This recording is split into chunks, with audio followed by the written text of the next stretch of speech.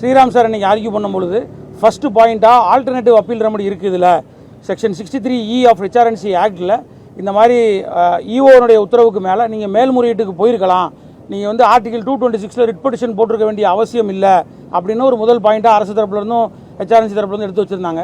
அதுக்கு இன்றைக்கி நம்ம பதிலளிக்கும் போது இன்றைக்கி இந்த வழக்கு விசாரணையின் போது ஹெச்ஆர்என்சிக்கான சீனியர் கவுன்சில் அப்பியராக இருக்காங்க, இஓக்கு சீனியர் கவுன்சில் அப்பியராக இருக்காங்க, டெம்பிள் மேனேஜ்மெண்ட்டுக்கு தனியாக அப்பியராக இருக்காங்க, அட்வொகேட் ஜெனரல் ஸ்டேட்டுக்கு வந்திருக்கார், கலெக்டர், கமிஷனர். ஸோ எல்லா பேருமே அப்பியராக இருக்காங்க அவங்களுடைய சீனியர் அட்வொகேட்ஸ் மூலமாக. அவங்க எல்லாம் எடுத்து வைக்கக்கூடிய வாதம் என்னென்னா, ஒருத்தர் இது தீபத்தூணே இல்லைன்றாரு, ஒருத்தர் இது வந்து கிரனைட் கல்லுன்றாரு, ஒருத்தர் இது வந்து சர்வே ஸ்டோனுன்றாரு, ஒருத்தர் வந்து சமணருடைய ஒரு அடையாளம்ன்றாரு, ஒருத்தர் அதெல்லாம் தாண்டி போய் இது வக்ஃபு ப்ராப்பர்ட்டின்றார், இது வந்து தர்கானுடைய ப்ராப்பர்ட்டின்றார். ஸோ ஒவ்வொருத்தரும் இந்த மாதிரியான ஒரு பதில்கள் சொல்லும் பொழுது இவங்க கிட்ட போய் நான் அப்பீல் போட்டா எனக்கு அங்கே என்ன நியாயம் கிடைக்கும்? இதை தான் நீங்கள் ஒரு ரொம்ப அழகாக ரொம்ப தெளிவாக நீங்கள் அதை முன் வச்சார். ரெண்டாவது பாயிண்ட்டாக கவர்மெண்ட் தன்னுடைய நிலையை வந்து எவ்வாறு இந்த கேஸில் செயல்படுதுன்றதை ரொம்ப அழகாக எடுத்து வச்சார். நம்ம இதுக்கு முந்தைய வழக்கான ஆடு கோழி பற்றி பலியிடுதல் வந்து மலை மேலே பண்ணக்கூடாதுன்னு சொல்லி ஒரு வழக்கு நடந்து இரு மாறுபட்ட கருத்து வந்து இது 3வது நீதிபதிக்கு போய் அது வந்து பலிவிட கூடாதுன்றதை வந்து உறுதி செஞ்சாங்க.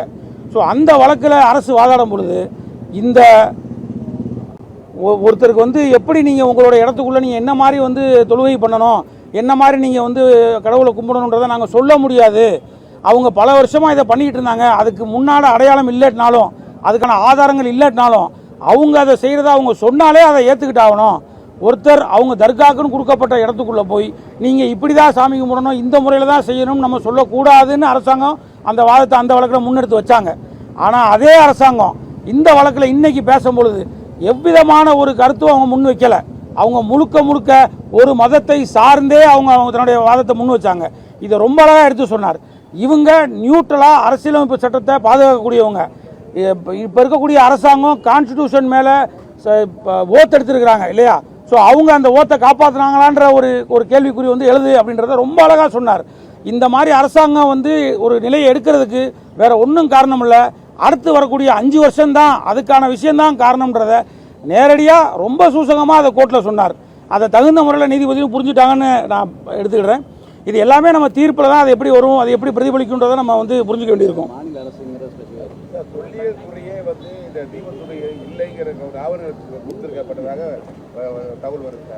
தொல்லியல் துறையிலிருந்து இப்போ வரைக்கும் எந்த ஆவணமும் கொடுக்கப்படலை.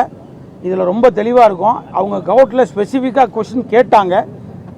ஏஎஸ்ஐ அதாவது ஆர்கியாலஜிக்கல் சர்வே ஆஃப் இந்தியா உங்களுடைய ஸ்டாண்ட் என்ன அப்படின்னு கேட்கும் பொழுது அவங்க இதில் பதில் சொல்லக்கூடிய பொசிஷனில் முதல்ல இல்லை, அவங்களோட ரெக்கார்டு அவைலபிளாக இல்லாதனால. ஸோ அவங்க வந்து நாங்கள் என்ன ஏதுன்றதை கேட்டுட்டு தான் நாங்கள் தெளிவாக படுத்த முடியும். இப்போதைக்கு எங்ககிட்ட அது சம்மந்தப்பட்ட தெளிவான விஷயங்கள் இல்லை.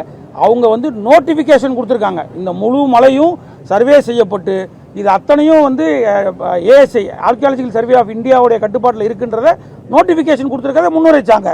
ஆனால் அந்த தூணை பற்றி அவர் மன்னிக்கவும் நமது சகோதரர் திரு வாஞ்சிநாதன் அவர்கள் சொன்ன மாதிரி அந்த மாதிரி எந்த ஒரு ஆதாரமும் அவங்க கொடுக்கல. நம்ம மீடியா அட்ராக்ஷனுக்காண்டி மக்கள் மத்தியில் நம்ம பேசும் பொருள் ஆகணுன்றதுக்காண்டி பேசக்கூடாது. கோர்ட்டில் உண்மையிலே என்ன நடந்துச்சோ அதை தான் நம்ம வெளியே சொல்லணும். வேற எதுவும் கேள்வி இருக்குல்ல? தள்ளுபடி செய்யப்பட்ட வழக்கை பிடிஎம் எடுக்க முடியும்னு சொல்றாரு. அதாவது முழுமையா வந்து ஏற்கனவே இந்த வாதம் வந்து தனி நீதிபதியான திரு ஜி.ஆர். சுவாமிநாதன் அவர்கள் முன்னிலைப்படுத்தப்பட்டது. இப்பையும் இரு அமர்வுகள் கொண்ட திரு ஜெயச்சந்திரன் அவர்கள் திரு ராமகிருஷ்ணன் அவர்கள் முன்னாடி இதே வாதத்தை எடுத்து வைக்கப்பட்டது. பேசின அத்தனை சீனியரும் இதுக்கான பதிலை கொடுத்துருக்காங்க. மீண்டும் நம்ம தீர்ப்பில் இதுக்கான பதில் என்னன்றதை நம்ம தெரிஞ்சுக்க போகிறோம்.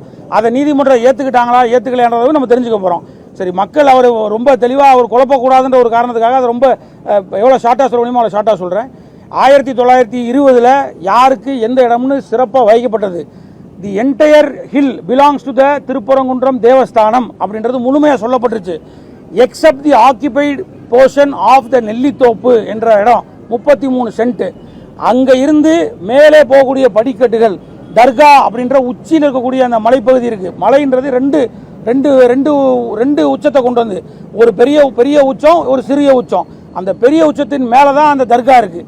ஸோ 1920 ஜட்மெண்ட்டில் இந்த the Nellithoppu and 33 cents of Nellithoppu and the stairs leading to தர்கா அப்படின்றத மட்டும்தான் அவங்களுக்கு வகைப்படுத்தப்பட்டிருக்கு. வேற எதை பற்றிய தெளிவுரையும் அதில் இல்லை. அதில் நிறைய அந்த ஜட்மெண்ட் வந்து ரொம்ப எலாபரேட்டாக ஏன் அந்த உச்சியில் போய் அந்த மாஸ்க் இடம்பட்டுச்சு, ஏன் அந்த தர்கா அங்கே இடம்பட்டுச்சு, அன்னைக்கான காலகட்டத்தில் அந்த இஸ்லாமியருடைய இன்வேஷனில் இருந்த அந்த அந்த காலகட்டத்தில் எப்படி நம்மளுடைய அரசியல் நிலைப்பாடு இருந்துச்சு, இன்றைக்கே நம்ம அரசாங்கத்துக்கிட்ட எவ்வளோ கஷ்டப்படுறோம்னு எல்லாம் பார்க்குறோம். அப்போ அன்னைக்கு ஒரு இஸ்லாமியருடைய ஆட்சி இருக்கும்போது அன்றைக்கி எப்படி இருந்திருக்குன்றதை புரிஞ்சுக்க முடியுதுன்ற அந்த சப்கோர்ட் ஜட்ஜ் எழுதியிருக்கிறார். தன்னுடைய தீர்ப்பில் ரொம்ப தெளிவாக சொல்லியிருக்கிறார். இது முடிஞ்சதுக்கப்புறமா வரக்கூடியது 1996 தீர்ப்பு. 1994 வழக்கில் திரு கனகராஜ், ஜஸ்டிஸ் கனகராஜ் அவர்கள் 93லேருந்து ஒவ்வொரு முறையும் கார்த்திகை தீபம் ஏற்றும் பொழுதும் என்ன மாதிரியான பிரச்சனை நடக்குது, ஒவ்வொரு முறையும் அந்த கடைசி நிமிஷத்தில் வந்து நீதிமன்றத்தினுடைய உத்தரவு அடிப்படையில் தான் ஏற்றப்படுது அப்படின்றதையும் தெளிவுபடுத்தியிருக்கிறார். அவர் கடைசியாக சொல்லும்போது ஆப்ரேட்டிவ் போர்ஷனில் 4 டைரக்ஷன் கொடுக்குறார். அதில் கன்வீனியண்ட்டாக 3வது போர்ஷன் உள்ள டைரக்ஷனை அரசாங்கம், ஹெச்ஆர்என்சி, இஓ எல்லாருமே மறைக்கிறாங்க. அதில் ரொம்ப தெளிவாக சொல்லியிருக்கிறார். இந்த ஆண்டு முன்ன கார்த்திகை தீபத்துக்கு 3 தினங்கள் மட்டுமே இருக்கிறனால நம்ம அவசர நிலையில் இந்த வழக்கில் இறுதி தீர்ப்பு பிறப்பிக்க முடியாதனால மோட்ச தீபம் ஏற்றக்கூடிய இடத்துலையே இந்த வருஷம் ஏற்றுங்க. எந்த வருஷம் 1996. ஆனால் அதுக்கு அடுத்து இருக்கக்கூடிய 3வது டைரக்ஷனில் இனி வரும் காலங்களில் பக்தர்களின் கோரிக்கைக்கு ஏற்ப அந்த கோயில் மற்றும் இந்த கார்த்திகை தீபத்தை பற்றின இருக்கக்கூடிய நம்பிக்கை இருக்கக்கூடிய அந்த பக்தர்களுடைய கோரிக்கைக்கு ஏற்ப, தேவைகளுக்கு ஏற்ப அறநிலைத்துறை முடிவெடுக்கணும். மலையின் எந்த பகுதியில் கேட்டாலும் அவங்க எந்த பகுதின்ற மீன்ஸ் அவங்க என்டையர் ஹில் அவங்க இது பண்ணுறாங்க, அவங்களுடைய போர்ஷன் ஆக்கியபைட் இல்லாதது, அதில் எங்கே கேட்டாலும் நீங்கள் அதை பரிசீலனை பண்ணி உத்தரவு பிறப்பிக்கணும்னு போட்டிருந்தாங்க. It is a order which has never been challenge by anybody.